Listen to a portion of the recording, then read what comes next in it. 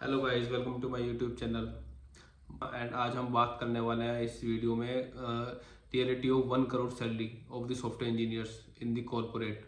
सो guys, आपने काफ़ी सारे आर्टिकल्स और काफ़ी सारी वीडियोस आपने ऐसी देखी होंगी जहाँ पे आपने सुना होगा या देखा होगा, या फिर आपने किसी न्यूज़ में आपने ऐसा पढ़ा होगा कि किसी पर्टिकुलर कॉलेज में आपको या किसी पर्टिकुलर यूनिवर्सिटीज़ में जो स्टूडेंट्स पढ़ रहे हैं उनको 1 करोड़ का पैकेज लगा है, 1 CR का पैकेज लगा है या 1+ CR का पैकेज लगा है। सो आज हम बात करने वाले हैं उस रियलिटी के बारे में कि क्या वाकई में ऐसा होता है। और आपने ये भी चीज़ सुनी होगी कि आईआईटी खड़गपुर से या फिर आईआईटी बॉम्बे से या फिर किसी भी आईआईटी के इंस्टीट्यूशन से किसी भी स्टूडेंट को फ्रेशर लेवल पे 1 करोड़ का पैकेज या 2 करोड़ का पैकेज लगा है। आपने काफ़ी सारी वीडियोज़ या काफ़ी सारे आर्टिकल्स या कहीं से भी आपको ऐसे न्यूज़ में कुछ भी किसी भी तरह से आपको सोर्स से आपको पता चला होगा। तो क्या वाकई में इस बारे में इस बात में सच्चाई है? क्या वाकई में ऐसा होता है? क्या वाकई में आईआईटीज़ के स्टूडेंट्स को इस लेवल तक का फ्रेशर लेवल पे सैलरी ऑफर की जाती है? तो आज हम इसी बारे में बात करने वाले हैं और हम इस बारे में बात करेंगे कि क्या सिर्फ आईआईटियंस को ही ये अपॉर्चुनिटी मिलती है या फिर आईआईटीज़ के अलावा भी कुछ ऐसी यूनिवर्सिटीज़ या ऐसे कुछ कॉलेजेस हैं जहाँ के स्टूडेंट्स को इस तरह का सैलरी पैकेज ऑफर किया जाता है, या फिर जो इस इंस्टीट्यूशन से नहीं बिलोंग करते हैं, जो किसी भी ऐसे रिनोन्ड इंस्टीट्यूशन से बिलोंग नहीं करते हैं, जो स्टूडेंट्स टीयर 3 या टीयर 2 से के कॉलेजेस से आते हैं, क्या उनको ये अपॉर्चुनिटीज़ कभी मिल सकती है? तो सबसे पहले बात करते हैं 1 करोड़ के पैकेज की। ठीक है, जैसे आपको बताया, आपको इन्फॉर्मेशन कहीं से मिलती है कि हाँ किसी पर्टिकुलर बंदे का 1 करोड़ का पैकेज लग गया किसी पर्टिकुलर यूनिवर्सिटी से। तो मैं आपको सबसे पहले उसकी रियलिटी बताता हूँ। उसकी रियलिटी में क्या है कि एक तो 1 करोड़ का पैकेज नहीं होता है वो। ठीक है, 1 करोड़ का पैकेज में बहुत सारी चीज़ें, जैसे मैंने आपको भी पहले बताया कि एक्चुअल सैलरी अलग होती है, जॉइनिंग बोनस अलग होता है, ईसॉप्स अलग होते हैं और भी काफ़ी सारी चीज़ें होती हैं, जैसे ग्रेचुइटी हो गई और भी सब काफ़ी सारे इस तरह की टर्म्स होती हैं जो उस पूरे पैकेज में जो इंक्लूड होती हैं। तो एक्चुअल सैलरी उसमें आपकी ज़्यादा नहीं होती है गाइस, बिल्कुल भी ज़्यादा नहीं होती। उसमें आपका मिनिमम से मिनिमम जाके 30 से 35 लाख या 40 मैक्सिमम 40 लाख का पैकेज आपका वो जो आपकी इन हैंड सैलरी आएगी पूरे साल, वो आपसे 30 से 40 लाख का ही आपका उतना अमाउंट होता है, जिसके अकॉर्डिंग आपके डिवाइड बाय 12 करके आप लगाओगे तो वो आपकी इन हैंड सैलरी आपकी बनती है, जो मंथ के एंड में आपके अकाउंट में जाके क्रेडिट होगी। बाकी जो अमाउंट है उसका क्या होता है? बाकी अमाउंट उसका वो आपका ऐसा नहीं होता है कि वो मतलब कि आपको मिलेगा। हाँ, वो आपको मिलेगा लेकिन उसकी कुछ टर्म्स एंड कंडीशंस होती हैं। जैसे ग्रेचुइटी की मैंने बात की, तो ग्रेचुइटी का क्या होता है, हर कंपनी का अपना अपना एक पॉलिसी होती है कि 3 साल बाद उसको पर्टिकुलर अमाउंट मिलेगा। मान लो कि 1 करोड़ का पैकेज था, 30 से 40 लाख जो एक्चुअल एक्चुअल एक्चुअल सैलरी हो गई, 30 से 40 लाख के अकॉर्डिंग आपकी मंथली सैलरी आएगी। ठीक है, और जो अब उसमें 20 लाख या 20 लाख 30 लाख अलग से जो है वो ग्रेचुइटी का अमाउंट है। ग्रेचुइटी का अमाउंट कभी भी आपको एनुअल ईयर में नहीं मिलता है, वो आपको हमेशा एक पर्टिकुलर टाइम पीरियड के बाद मिलता है। या तो जैसे कि अभी जिस कंपनी में मैं काम कर रहा हूँ, मेरी ग्रेचुइटी वहाँ पे 3 साल बाद जाके मैच्योर होती है। वो एक तरह से आपकी टर्म इंश्योरेंस वाली कंडीशंस में आप उसको एज अ काउंट कर सकते हो कि आपके टाइम पीरियड होने के बाद ही आपको वो अमाउंट आपको मिलता है कि हाँ आपने इस कंपनी में 3 से 4 साल या 5 साल आपने उसमें इतना टाइम आपने उस कंपनी को दिया है, तो उस टाइम पीरियड को कंप्लीट करने के बाद ही आपको ग्रेचुइटी वाला अमाउंट ऑफर होता है। ये सब चीज़ ऑफर लेटर मेंशन होती है, लेकिन कोई भी कैंडिडेट जिसको ये पूरा पैकेज मिला है वो इस बारे में बात नहीं करता है। बस वो सिर्फ ऐसा इंफॉर्मेशन सामने वाले के सामने ऐसे थ्रो कर देंगे कि हाँ मेरे को 1 करोड़ का पैकेज लगा है, मेरे को 2 करोड़ का पैकेज लगा है। सामने वाला मैनिपुलेट हो जाता है ऑन द स्पॉट। उसको एकदम लगता है कि अरे भाई मैं भी करूंगा, मैं भी करूंगा। ऐसा पॉसिबल नहीं होता है। उसमें और भी टर्म्स हैं, मैं आपको बताता हूँ। ज्वाइनिंग बोनस कम से कम 10 लाख का होता है। अच्छी चीज़ है, अच्छी चीज़ है। ज्वाइनिंग बोनस अच्छी चीज़ है कि हाँ भाई ज्वाइनिंग करने टाइम पे बंदे को इतना अच्छा खासा अमाउंट उसको ऑफर कर रहा है।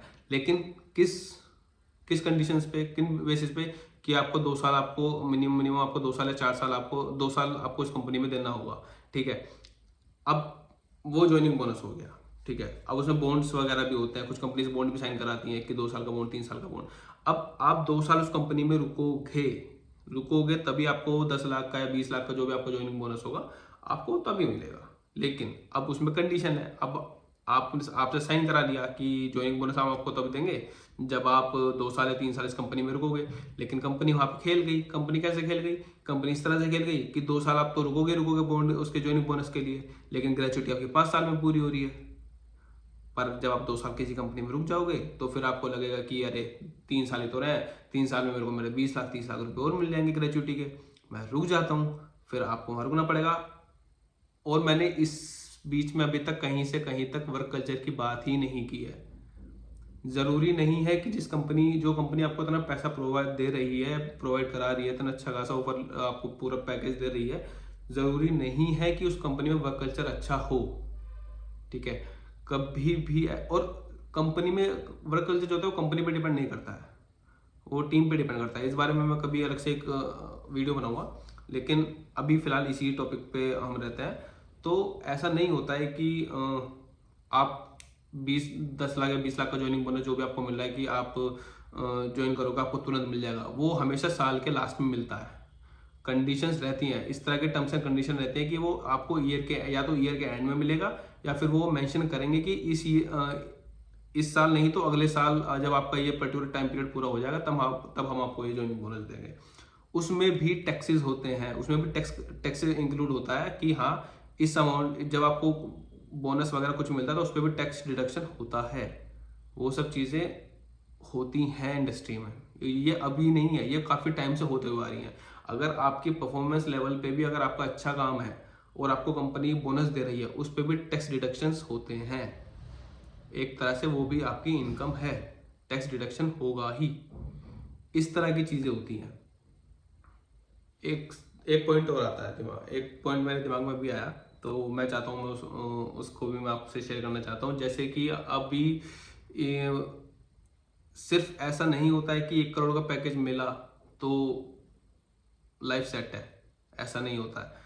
कंपनी जब भी आपको 1 CR या 2 CR जब भी ऑफर कर रही है तो ये तो एक्सपेक्ट ही नहीं है, बहुत रेयर चांस है, बिलो 1% चांस है कि आपको इंडिया में वो जॉब मिले, आपको आपकी जॉब लोकेशन आपको इंडिया में मिले। वो मिनिमम चांस है, मिनिमम बिलो 1% चांस है। और मैं तो ना के बराबर ही बोलूँगा, क्योंकि कंपनी 1 करोड़ का पैकेज तभी ऑफर करती है जब उसकी लोकेशंस वो बाहर रहते हैं। जैसे कि अब किसी भी IIT, कोई भी IIT का इंस्टीट्यूशन है या फिर NIT का है, ठीक है, तो अभी वहाँ पे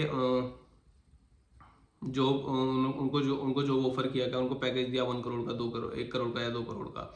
अब ऐसा होता है कि लोग खुश हो जाते हैं कि अरे भाई 1 करोड़ का पैकेज मिल गया, 2 करोड़ का पैकेज मिल गया। लेकिन इस बात में सच्चाई नहीं, ऐसे वो एकदम ऐसे वो हो जाते हैं, एक्साइट हो जाते हैं कि हाँ भाई 1 करोड़ का पैकेज मिल गया, 2 करोड़ का पैकेज मिल गया। लेकिन उसकी सच्चाई ये होती है, पहले तो अगर आपको इंडिया में रह के 1 करोड़ का पैकेज मिलने लगे तो सब इंडियन जो सॉफ्टवेयर इंजीनियर हैं वो सब वही करने लगेंगे जो फ्रेशर लेवल पे लोग कर रहे हैं। वो क्यों 10-12 साल का एक्सपीरियंस लिए बैठे हैं इंडिया में IT कंपनीज में, वो भी स्टार्टिंग से 0 से आ जाए, वो वहीं से स्टार्ट करने तैयारी करना स्टार्ट कर देंगे अगर उनको 1 करोड़ का 2 करोड़ का पैकेज मिलने लगा तो।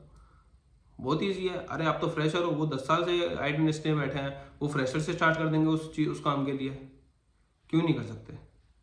उनके पास तो एट द एंड 10 साल का एक्सपीरियंस है और आपसे ज़्यादा नॉलेज है उनको, तो वो तो 0 से दोबारा से स्टार्ट कर देंगे काम करना, फ्रेशर लेवल से वो दोबारा इंटरव्यू देना स्टार्ट कर देंगे। उनको तो पैसे ही तो चाहिए, 1 करोड़ का पैकेज मिल जाए क्या दिक्कत है, वो आ जाएंगे फ्रेशर लेवल पे, क्या इशू है?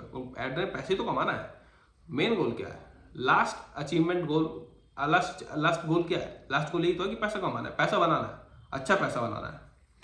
ठीक है, तो कंपनीज बहुत तेज होती हैं, कंपनी ऐसे नहीं खेलती है। कंपनी ने आपको पैसा दिया, अब कंपनी आपसे काम कराएगी, एट द एंड उसको काम करा नहीं है, लेकिन अब लाइफ स्टाइल चेंज हो जाएगा। कैसे? वो आपकी लोकेशन बाहर देगी, आपको इंडिया में देगी ही नहीं। वो आपको US या फिर US में कहीं भी, कैलिफोर्निया, न्यूयॉर्क और नहीं तो कहीं ऑस्ट्रेलिया या कहीं किसी भी फॉरेन कंट्री में आपको बाहर भेज देंगे, अच्छी लोकेशन पे, पोलैंड वगैरह, जैसे गूगल के वार्सो में एक ऑफिस है, कैलिफोर्निया में ऑफिस है, न्यूयॉर्क में ऑफिस है, कहीं भी आपको वो ऐसी लोकेशन पे आपको जॉब दे देंगे फॉरेन कंट्री में, जहाँ भी उनका ऑफिस होगा, ठीक है, आपकी लोकेशन वहाँ पे दे देंगे। बहुत अच्छा, आपको बहुत अच्छा लगेगा कि अरे भाई लाइफ सेट हो गई, मैं तो बाहर आ गया फ्रेशर लेवल पे ही, और विदेश घूमने का मौका मिल गया, मजा आ गया, ये हो गया। आपको सच्चाई तब पता चलेगी जब आप वहाँ पे अपना लाइफ टाइम स्पेंड करना स्टार्ट करोगे धीरे धीरे। जब आपको पता चलेगा कि वहाँ के एक्सपेंसेस कैसे हैं, वहाँ की लाइफ स्टाइल कैसा है, वहाँ का कल्चर क्या है, तब आपको पता चलेगा कि आपका उतनी सैलरी में गुजारा तो नहीं होगा। तब आपको रियलिटी पता चलेगी कि आप इंडिया में 10 लाख या 20 लाख पे कितनी चीज़ें कर सकते हो, और वहाँ पे 1 करोड़ पे आप कितनी चीज़ें कर पा रहे हो। ये रियलिटी है। और यूट्यूबर्स ने इस चीज़ को इतनी हाइप बना बना के, व्यूअरशिप के चक्कर में इतनी हाइप बना बना के कि 1 करोड़ का पैकेज, गाइस 1 करोड़ का पैकेज आप भी ले सकते हो, 2 करोड़ का पैकेज आप भी ले सकते हो, ये प्रिपरेशन है, ये रोड मैप है, ये ये लेक्चर कंटेंट है, ये कोर्स कर लो, वो कोर्स कर लो, ये कर लो। मैनिपुलेशन कर दिया है लोगों के साथ, इतना मैनिपुलेट करते हैं लोगों को हद से ज़्यादा, और बच्चे हो जाते हैं। बुरी चीज़ नहीं है, मैं ये नहीं कह रहा हूँ खराब चीज़ है, लेकिन आप रियलिटी समझो। आप 10 लाख रुपए यहाँ कमा रहे हो, ठीक है, 10 लाख में आपके कितने खर्चे, आप सब कुछ खर्च करने के बाद भी पूरे साल में 2 से 3 लाख रुपए आप बचा लोगे, ठीक है। लेकिन यूएसए में, ऑस्ट्रेलिया में, और भी जहाँ भी लोग जॉब कर रहे हैं, पोलैंड वगैरह जहाँ पे भी है, पोलैंड वगैरह जहाँ भी लोग जॉब कर रहे हैं, वहाँ का लाइफस्टाइल डिफरेंट है, वहाँ की चीज़ें, वहाँ का कल्चर डिफरेंट है। जो एक्सपेंस यहाँ पे आपको जो चीज़ आपको यहाँ 10 रुपये की मिल रही है, वहाँ पे आपको 1000 रुपये की मिल रही है। टमाटर यहाँ पे 200 रुपये किलो भी मिल रहा है, वहाँ पे जाके तुम्हें 5000 रुपये किलो मिलेगा। कोई सेंस है? कोई सेंस नहीं है। तो 1 करोड़ तो आपका फिर वहाँ पे कुछ है ही नहीं ना। क्या है? अगर आप फिर क्या है? अगर आप वहाँ रह के 1 करोड़ कमा रहे हो तो आप ये भी देखो ना कि खर्चे कितने हैं। 70-80 लाख रुपए तो आपको उसमें निकल गए, खर्चे में, रेंट में, इलेक्ट्रिसिटी में, बिल्स में। आप यही सब बढ़ते बढ़ते परेशान हो जाओगे, और जिसमें कि तो 1 करोड़ का 1 करोड़ है ही नहीं। एक्चुअल सैलरी तो कुछ और ही है, 30 से 40 लाख है। 30 से 40 लाख में आप कैसे खर्चा चलाओगे? वहाँ पे नहीं होता है। ये सब चीज़ें मैनेजेबल है ही नहीं। अब वहाँ जाके आप 30 से 40 लाख रुपए आप वहाँ पे कमाओगे, और जो बंदा यहाँ पे 5 लाख रुपए 6 लाख रुपए महीने के, साल के कमा रहा है, बराबर है, कोई डिफरेंस नहीं है। यूएसए का 40 लाख 50 लाख और इंडिया का 10 लाख बराबर है, कोई डिफरेंस नहीं है। तो इससे अच्छा है कि आप यूएसए जाके जॉब करने से अच्छा है कि आप इंडिया में रहकर जॉब करो। भले इंडिया में आपको 50 लाख का पैकेज मिलेगा, एक टाइम के बाद मिलेगा, और जिस टाइम के बाद आपको मिलेगा उस टाइम पे जाके आपके पास स्किल्स अच्छी होंगी, आपके पास आप लाइफ बैलेंस होगा, आपके पास अपने फैमिली होगी, आपके पास सेविंग्स भी होगी, ठीक है। कंपनी में एक पोस्ट भी अच्छी मिलेगी, आप एक्सपीरियंस उस लेवल पे आ जाओगे तो आपके पोस्ट प्रमोशंस भी होते हैं, ग्रोथ भी होगी, सैलरी जो आपकी जॉब में ग्रोथ भी होगी, ठीक है। ऐसा नहीं है कि आप हमेशा फ्रेशर रहोगे, फ्रेशर से आप कभी एसोसिएट भी बनोगे, फिर सीनियर एसोसिएट भी बनोगे, फिर आप टेक लीड भी बनोगे, फिर कभी प्रोजेक्ट मैनेजर भी मिलोगे। आपको ये सारी अपॉर्चुनिटीज यहाँ पे मिलेंगे अपने पूरे एक्सपीरियंस, जब तक आप 30-40 लाख के पैकेज तक पहुँचोगे। बट लेकिन कंपनी ने वो हवा बना दिया लोगों के लिए दिमाग में कि हाँ 1 करोड़ का पैकेज, ये कर लो, ये कर लो, वो कर लो, तुम्हें पैकेज मिल जाएगा। नहीं मिलता है। 1 करोड़ पैकेज की रियलिटी वो है ही नहीं। ये चीज़ इसलिए मैं समझा रहा हूँ क्योंकि जो फ्रेशर लेवल पे अभी लोग आ रहे हैं, जो नए बच्चे अभी आ रहे हैं, जो आईटी में अपना फ्यूचर देखते हैं, वो बिल्कुल भी इस उसमें ना रहें, इस बहकावे में ना आए कि आपको 1 करोड़ का पैकेज मिल जाएगा, 2 करोड़ का पैकेज मिल जाएगा। मिल भी जाएगा तो उसकी रियलिटी क्या है, उस चीज़ के बारे में आपको पता होना चाहिए। इस वीडियो का बनाने का पर्पस सिर्फ इतना ही है। तो अभी फ़िलहाल इतना ही। अगली वीडियो में हम बात करेंगे कि 2023 में आप सॉफ्टवेयर डेवलपर कैसे बन सकते हैं। ये वीडियो बिल्कुल फ्रेशर्स के लिए होने वाली है। बिल्कुल फ्रेशर्स को टारगेट करने के लिए है कि फ्रेशर्स कैसे तैयारी कर सकते हैं सॉफ्टवेयर इंजीनियर्स बनने के लिए 2023 में, क्या क्या चीज़ें उनको पढ़नी चाहिए, क्या क्या चीज़ें उनको तैयारी करनी चाहिए, किस किस चीज़ को लेकर उनको तैयारी करनी चाहिए। तो ये वीडियो बिल्कुल उन पॉइंट्स पे बात कर देंगे इस अगली वीडियो में। Thank you guys, take care till the next video.